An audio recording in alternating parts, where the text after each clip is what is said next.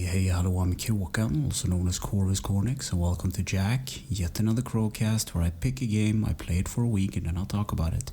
This week's game is Donkey Kong Country for the Super Nintendo. It was released in 1994, developed by Rare, and published by Nintendo. And also there will be spoilers up ahead, just but first a little backstory. Me and my brother had a friend growing up that had a Super Nintendo and a Nintendo 64 later on, and he had Pilot Wings for the Super Nintendo and some Star Wars game, if I remember correctly. He also had Donkey Kong, and I'm glad that I revisit this game this week because it's one of those games that reminds me of my childhood pretty much. So the game starts out with an animated sequence where Cranky Kong is on a scaffolding playing an old record player, and DK drops in with a boombox, knocking Cranky off, and it turns into a jungle setting, and Cranky throws a TNT barrel at him, and it explodes. So this game is a 1 or 2 player game. You can either play co-op or versus, so one player controls Donkey Kong or Diddy, or you can play by yourself. So the first world is Kong Jungle, and the first stage is Jungle Hijinks. So you fly out of the treehouse that you live in, and you can return to the treehouse to get an extra lives in form of a red balloon. You can also walk into like a cave underneath the treehouse, which has the now empty banana hoard because the evil ruler King K. Cruel or King K. Ruled has taken all of DK's bananas, and that's the point of the game. You're just supposed to take your bananas back. So throughout the game you pick up bananas. So if you pick up 100 bananas you get an extra life. You can also pick up barrels and throw them at enemies. And there is a special barrel made out of metal which you can throw, and it kind of go through multiple enemies, and also rideable if you're fast enough to get on top of it. There's also a special barrel with the DK symbol on it, or the DK letters I should say, that contains your partner Diddy. So you can switch between the two monkeys, I guess, DK and Diddy, by pushing the select button or the A button. You can also collect the letters Kong for an extra life. You can also find bonus rooms that are hidden in walls, and on some levels there are also bonus barrels. So during there was this magazine called either Superplay or Level that I remember right on the top of my head right now, that had the first stage like a walkthrough, and it marked all the secret areas with like a red ring, like walls and barrels and whatnot. And this game has a lot of secrets, and I missed probably all of them during this playthrough. Also throughout the game there are these barrels with white stars on them, and they work as checkpoints, so if you die you can respawn at these barrels. There are also a lot of enemies. I go through some of them right now. So most enemies can be defeated by jumping on their heads. So we have the Kremlins, which is the basic enemies of this game. They are like crocodiles that walk on 2 feet, and they are the underlings of the main bad guy. You also have some kind of badgers and these army buff dudes, Kremlins, that are called chumps, I believe, and only DK can jump on them because DK carries more weight and Diddy is more of like a nimbler, more lesser weight character. So even further into this game you can find some animal buddies that will help you on your way. So these are located in huge boxes. So you have Blinky the frog, Ramby the rhino, Espresso the ostrich, a swordfish named Angard, and also there is a bird called Squawk. I think he's in 1 or 2 levels where he just lights up the area. So if you collect these golden animal tokens, you will unlock, I think there are 3 of them, you will unlock a bonus stage with that particular animal where you collect smaller golden tokens for extra lives. So by the end of this game you should have a lot of extra lives. So at the end of Jungle Hijinks there is this cool effect with the weather. The sun goes down and the color palette changed completely, and it's a cool effect, and I will talk a little bit more about it in the graphics section.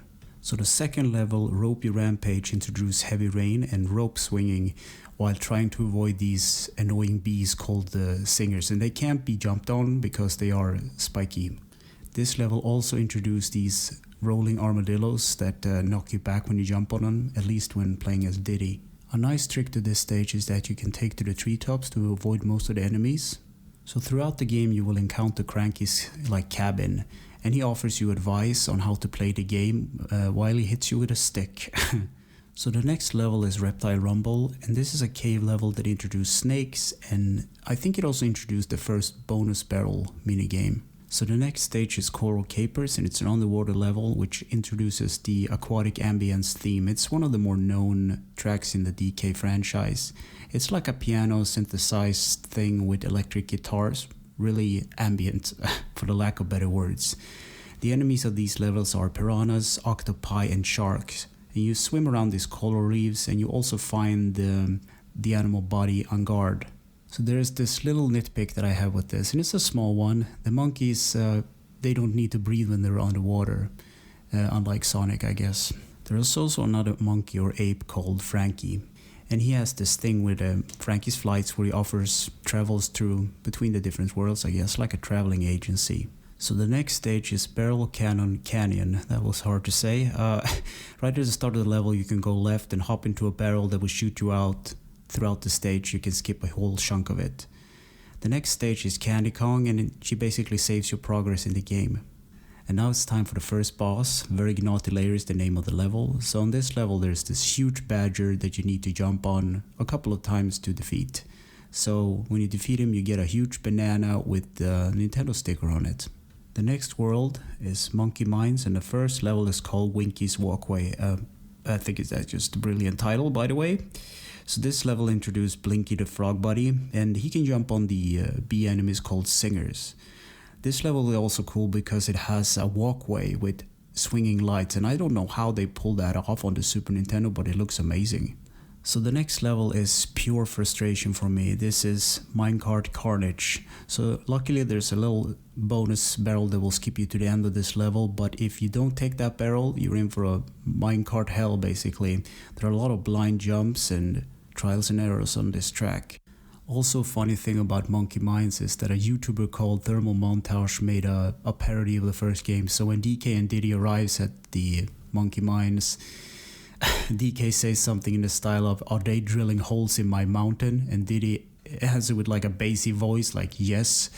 That always makes me laugh because it's like the most stupidest thing. So he made the parody of this game, and go check it out. It's actually fun. So the next stage is Milestone Mayhem, and it's a cool looking Aztec level with a lot of hidden secrets. And the level after that is Necky Nuts, and it's a bird boss. You need to jump on these rubber tire to get high and up in order to jump on the bird's head and avoid his nuts. So the third world is called Viney Valley, and it's more forest and jungle landscapes. And it has a cool stage, this world. It's called Treetop Town, where I think it's a little bit influenced by Star Wars because they have this Ewok village kind of vibe in the background. This world also has the Aztec theme coming back, as well as the jungle and the underwater levels. So the boss on this stage is the giant singer. So you throw barrels at him or her and avoid it when it's red, and yeah, you get a banana if you beat her or it in the end. So the fourth world is Gorilla Glacier, and it has a snow level where it starts to snow, and the more you progress throughout the level, it snows even more.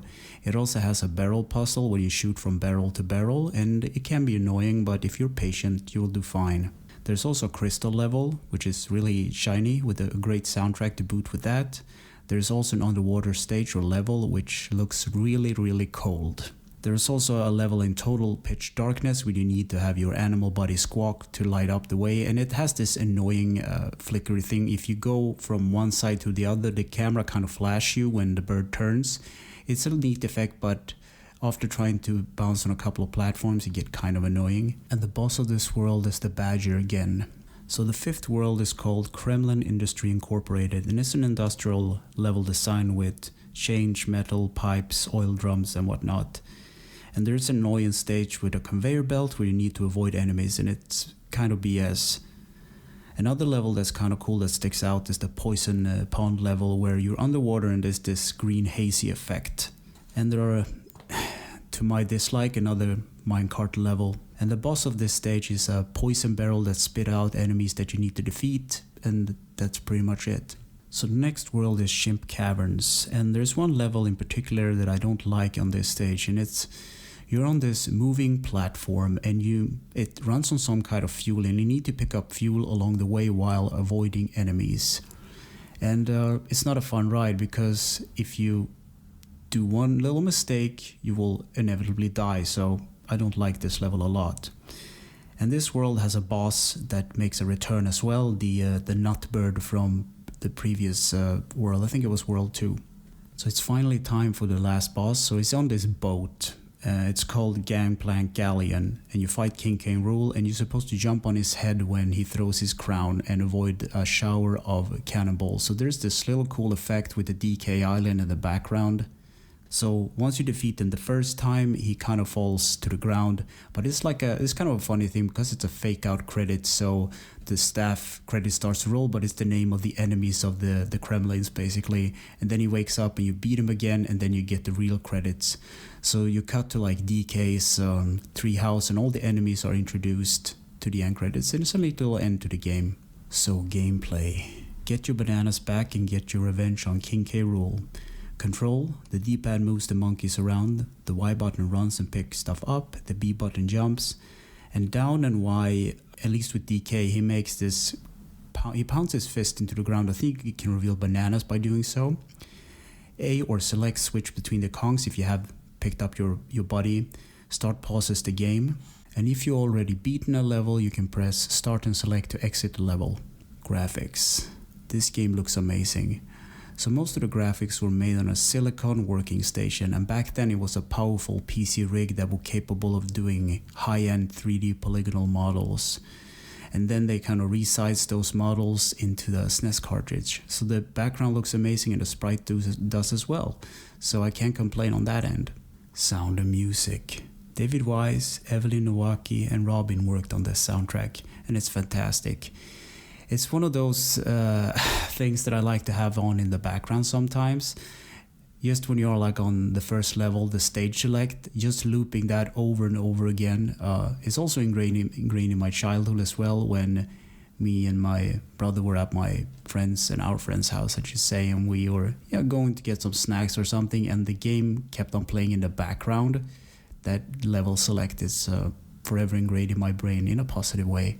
Easter egg, secrets, and glitches. So there's a cool speedrunning trick that speedrunners use that has something to do with the enemy hitboxes, and once it triggers, they can actually zoom out through the level in this cannonball spinning effect. There's also a funny glitch where you can do some sprite swapping where DK is actually riding himself instead of the rhino and whatnot, and it's kind of cool. Check it out on YouTube. It's hard to explain how to do it, and the guys on YouTube probably does a better job than me doing it, so I'll let them do it. In conclusion, I wrote, yes, play it, it's fun. It's definitely my top 10 SNES games of all time. It sounds amazing, it looks fantastic, and play it, it's fun. The only nitpick I have with this game are the minecart levels, but most of them have a cannon barrel that skip most of the stage anyway, so I can't be too mad at it. And just as any game, the difficulty ramps up at the end, but by the end of the game you have so many extra lives that it shouldn't bother you at all. Another thing to point out is that I'm absolutely not a hardcore gamer. I'm as casual as they come, so if I can beat this game, so can you. It's a fun game, go and play it if you can. So anyway, thanks for listening and or watching, and take care.